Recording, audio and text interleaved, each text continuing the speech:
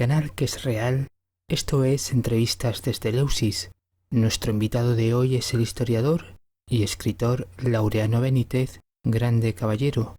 Entre sus principales libros cabe destacar El Himalaya de Mentiras de la Memoria Histórica, 2018, y La Patria Traicionada, España en el Nuevo Orden Mundial, 2019. Bienvenido a Entrevistas desde Eleusis. Laureano, pasemos pues a las preguntas.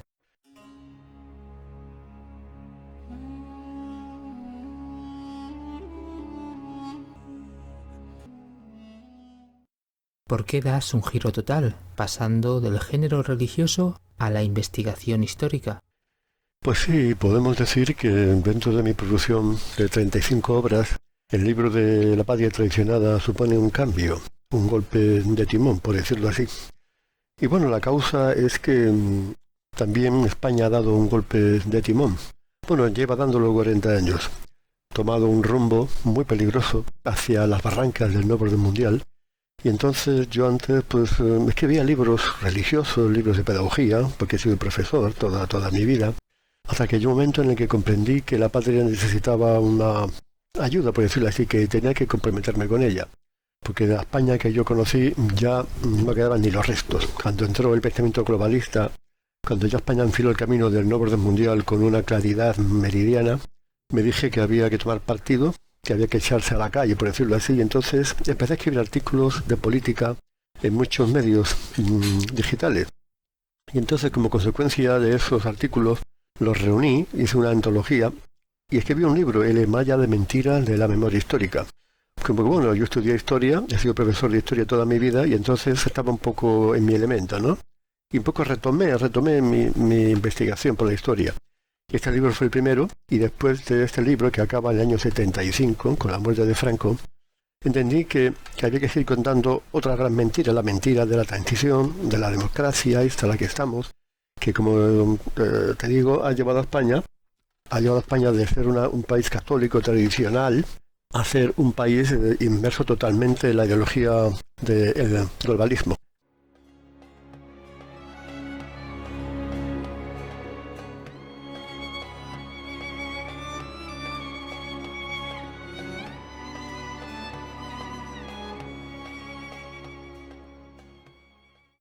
¿Qué presidentes han traicionado al pueblo español? Esta pregunta tiene una fácil respuesta. Todos los presidentes han traicionado al pueblo español.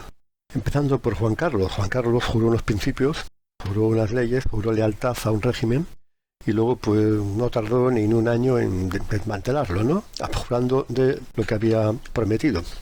Entonces, bueno, Juan Carlos fue elegido en la operación Lolita, que fue orquestada por el Club Bilderberg, ya en el año 68.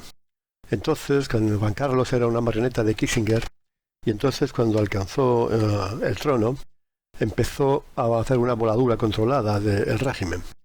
Y hasta ahora, ¿no? Juan Carlos ya sabemos lo que ha hecho, ¿no? Luego también vino Suárez, también era secretario general del movimiento, también fue otro traidor, traicionó a sus principios, a lo que había jurado, y empezó a traicionar a España, sobre todo en el sentido de atomizarla en 17 taifas, 17 autonomías. Ese fue el gran desastre, la gran debacle para España, ¿no? Era un país centralizado, se convirtió en un mosaico de comunidades, donde cada uno hacía lo que le da la gana, tenía poderes de educación, de sanidad, de justicia, de todo, ¿no? Luego vino González. González fue el que ya acabó por dar el golpe de gracia. González, también elegido por el Club Bilderberg, por la CIA. Entonces González desmanteló la industria española, porque era un requisito para que entráramos en la Unión Europea. España se quedó sin industria, se convirtió en un país, como decía Kissinger, de excelentes camareros y albañiles. Entonces España ya el paro empezó a dispararse. El paro, que era el 2% en el año 75, ya en el año 85 alcanzó incluso el 20% de paro, ¿no? Y ya se ha hecho endémico en España, nunca ha bajado del 7%. Luego vino Aznar. Aznar en teoría es el presidente que más ha hecho en el sentido de que no ha llevado a España a ruinas. Intentó solucionar los desastres que había causado el socialismo después de tantos años de gobierno. Pero bueno, no hay que olvidar que Aznar pertenece a la hermandad esotérica, por no decir otra cosa, de Skull and Bones. Era también una marioneta de Bush, con el que se llevaba muy bien. Y bueno, Aznar fue el que empezó con todo esto de permitir la entrada de una inmigración descontrolada desde el año 2000. Se daban empadronamientos solamente con un ticket del metro. Luego, y también Aznar dio muchas prebendas a los catalanes. Fue el que autorizó la inversión lingüística y más cosas, ¿no? Dijo Pujol que estaba que había conseguido más de Aznar que de González. De Zapatero, ¿qué podemos decir? Zapatero, ya hablemos luego del golpe de Estado del 11M. Zapatero, masón, fue encargado de dar en España un acelerón definitivo a la ideología mundialista. La ideología de género, el multiculturalismo, el feminismo, en fin, todo eso que ahora tenemos incrementado hasta el paroxismo con Unidas Podemos, ¿no? Fue el presidente más nefasto que además nos dejó una crisis económica impresionante que estuvo a punto de hacer que Europa nos rescatara. Rajoy, pues desde un partido presuntamente de derecha, con un ideario conservador, fue a México en el año 2008. Allí pues contactó con Carlos Slim, el mexicano, uno de los hombres más ricos del mundo, y con González. Y allí le leyeron la cartilla y le dijeron, mira, o pasas por el aro y cumples la agenda mundialista, o nunca serás presidente. Rajoy agachó la cabeza, dijo que sí, y cuando vino a España desmanteló el Partido Popular y lo metió dentro de la órbita de la socialdemocracia, hasta el punto de que no quitó ninguna de las leyes inicuas de Zapatero. Y el Partido Popular, de derecha, se convirtió en un partido de centro liberal reformista. Y Sánchez, Sánchez, yo creo que no hay ni qué decir, ese traidor, felón y mentiroso, que se ha entregado ya en brazos totalmente del mundialismo.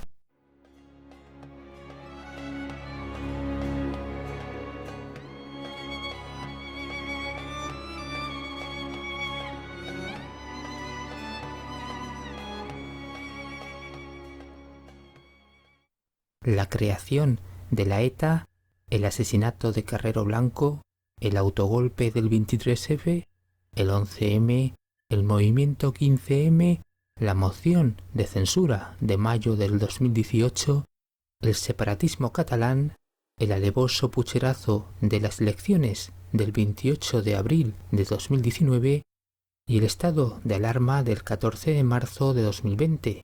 Son eventos de una hoja de ruta que ha convertido a España en un laboratorio del nuevo orden mundial.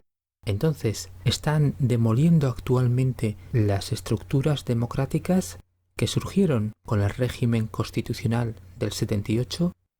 Supone un cambio de régimen mundial, en el sentido de que va a destruir la economía capitalista, liberal, a la que estábamos acostumbrados, que lleva muchos años de implementación, y va a cambiar por un sistema económico distinto.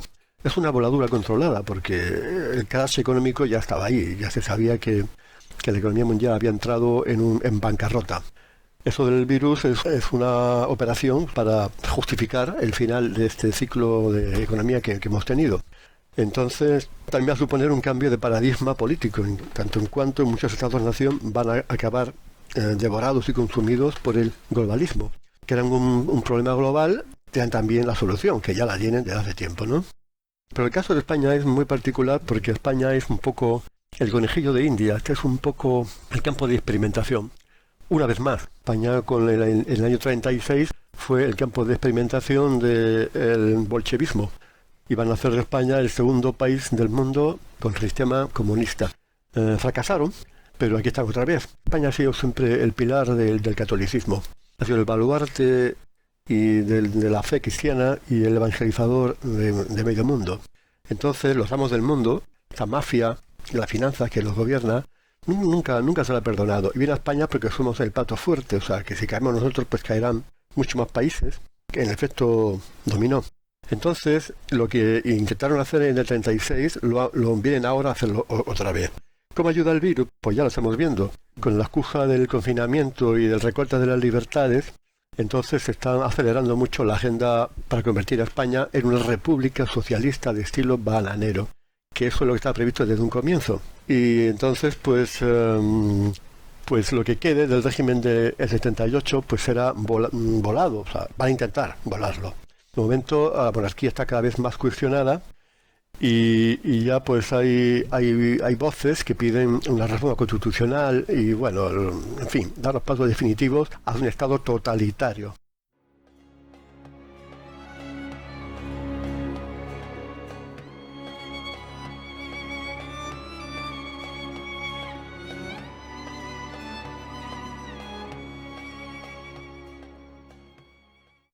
Durante 4 décadas, los gobiernos de izquierda y de derecha han destacado por tener un gabinete con ministros vinculados a la masonería, la Compañía de Jesús y al Opus Dei. Sin embargo, ¿por qué la gente sigue pensando que la clase política los representa? Bueno, la gente sigue pensando que los políticos los representan porque esta es una de las más grandes mentiras de nuestra democracia. Incluso nuestra democracia es una enorme mentira. No hay democracia realmente, hay una partitocracia. A los partidos políticos eligen entre ellos a sus candidatos y los ponen ahí en unas listas que votamos en bloque, listas cerradas. Esto no es una democracia. Luego las elecciones, las urnas, pues pucherazo va, pucherazo viene, evidentemente. Sobre todo ahora con la manipulación de los programas informáticos. Porque si se cuentan los votos uno a uno como se debería hacer, según dice la ley, en el escrutinio general, no habría menos posibilidades de pucherazo. Y luego también pues una democracia que no admite la división de poderes. Desde el año 85 ya dijo Alfonso Guerra que Montesquieu ha muerto. Entonces esto, luego además los líderes que tenemos en los partidos políticos también vienen señalados desde Bilderberg, desde las instancias internacionales que luchan por el nuevo orden mundial. Todos son marionetas, peones en el juego, ¿no? Y luego, claro, a esto le añades una manipulación espantosa y pavorosa de los medios de comunicación que nos hace ver que estamos en un mundo maravilloso de jauja, de prosperidad, de libertad, de seguridad. Como se suele decir, España ha tenido los 40 años de mayor libertad y progreso. Sobre eso el progreso habría mucho que hablar. Hacemos un país de total bancarrota que va a ser intervenido por Europa dentro de unos meses. Paro atroz, destrucción de las clases medias, etcétera. Entonces, pues, como te digo, esto es una gran mentira y por eso después del Himalaya de mentiras de la memoria histórica quise hacer este libro, para contar la gran mentira de la transición.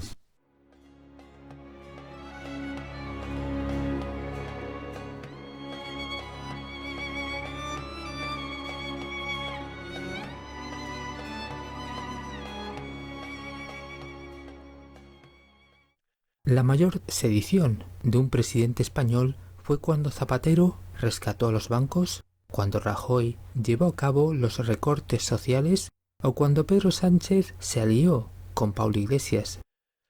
Bueno, hemos tenido en España tantos traidores, felones, impresentables que es complicado dar el Oscar a alguien en este sentido, ¿no? Todos destacan en esta traición, van un poco implementando aspectos de la agenda esta, ¿no?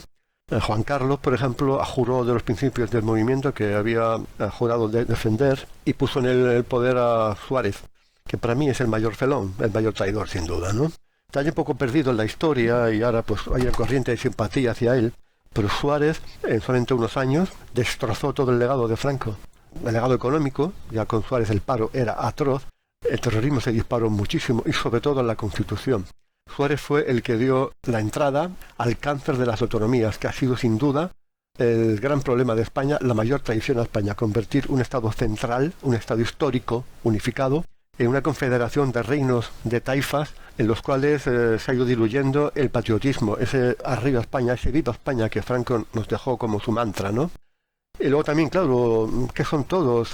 González destruyó la economía, la industria. Rajoy abjuró, hizo de un partido de derecha un partido de centro social democrático. Y lo de Sánchez, bueno, Sánchez que se ha entregado en manos del populismo bolivariano, pues qué te voy a decir. Entonces, así es una constelación. Pero sobre todo la gran traición es la de los señores, que eran casi todos masones, que hicieron la Constitución española. Ahí fue ya donde se incubó todo este mal, todo este monstruoso alien que nos ha estado devorando durante todos estos 40 años y que ahora ya se dispone a dar el bocado definitivo.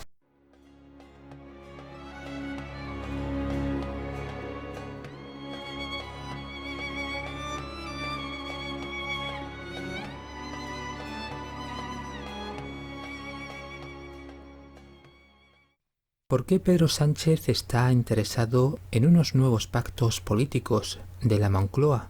Bueno, ya he hablado en la pregunta anterior quizás de la segunda transición, que consiste en tirar abajo el régimen del 78 para implementar en España una república de confederaciones socialistas. Y bueno, los pactos de la Moncloa, para esto hay que reformar la Constitución y hace falta una mayoría de 2/3 que requiere pactar, porque ahora mismo con lo que tienen no les da para hacer esto, ¿no? Y entonces están buscando fórmulas quizás para evitar el escollo de la Constitución. Entonces, y también otro objetivo de estos pactos es salvaguardar un poco la estructura de España después de la tremenda crisis del coronavirus, que supondrá una hecatombe económica para España. Y entonces Sánchez necesita esos apoyos.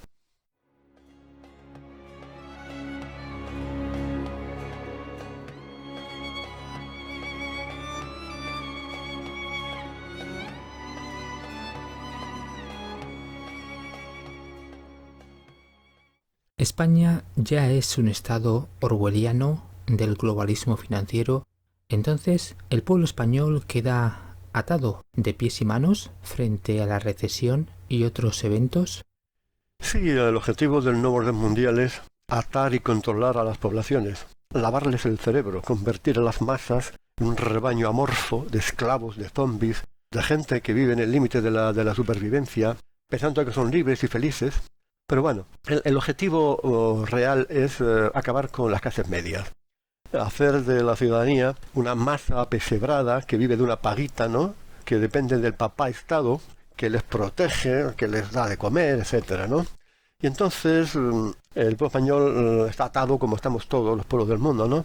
Sin embargo, en España, con la implementación de unas leyes totalitarias de censura en los medios de comunicación, con esa manía de perseguir bulos, que persiguen a la gente que dice la verdad, las ideas que son peligrosas para el sistema, porque no les bailan el agua.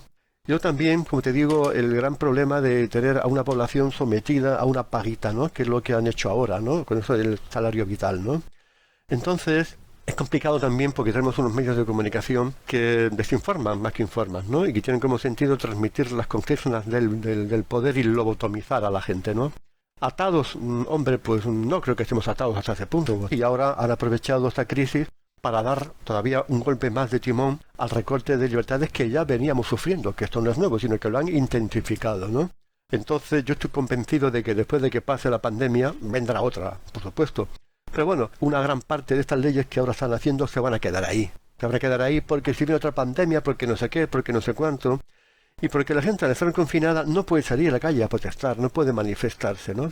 Entonces, pero mira, yo te digo que siempre nos queda una posibilidad. Tú tienes a un león, siempre pongo este ejemplo, un león que domina a un rebaño de miles de rumiantes. Con que le hiciera frente a un solo rumiante o dos al león, le pondrían en fuga y evitarían el peligro. Sin embargo, aparece el león, da un rugido y te echan a correr todo. Es el antilopismo, como le llamo yo. ¿Cómo se consigue esto? Bueno, pues que la gente, pues de alguna manera, exija sus derechos, que la gente combata, que la gente luche, forme plataformas, movimientos, asociaciones, que den la batalla a toda esta mugre liberticida que tenemos.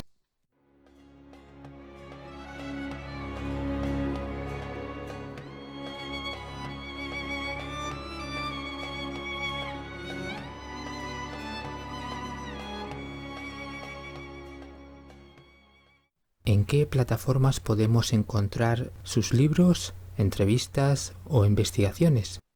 Bueno, mis libros, el libro de El Himalaya de Mentiras de la Memoria Histórica y el de La Patria Traicionada, España en el Nuevo Orden Mundial, están en Amazon. Se consiguen fácilmente, están en ebook y en papel. Y bueno, luego tengo muchísimos artículos que escribo en diarios alternativos, sobre todo en Alerta Digital, el Mediterráneo Digital, El Periodista Digital. Y también tengo 2 canales de YouTube donde tengo vídeos hechos por mí. Uno es de contenido religioso, que hace relación a toda la biografía que he tenido de libros católicos, unos 30 y tantos. Y otro canal es más de derechos humanos, más político, más donde hay contenidos como el de esta entrevista. Y bueno, pues muchas gracias por la oportunidad que me han brindado de estar aquí en tu canal. Un saludo muy, muy cordial y bueno, pues viva España, ¿no? Recordar a los oyentes que Laureano Benítez tiene también varias entrevistas realizadas en el canal Apellido Obligatorio. Así que muchas gracias, Laureano, por su magistral análisis sobre los últimos 40 años de la historia de España. Y bueno, pues muchas gracias por la oportunidad que me han brindado de estar aquí en tu canal. Un saludo muy, muy cordial y bueno, pues viva España, ¿no? Apoyen este canal, suscríbanse, comenten, dar me gusta, compartan los vídeos o compren membresías. Buenos días, buenas tardes y buenas noches.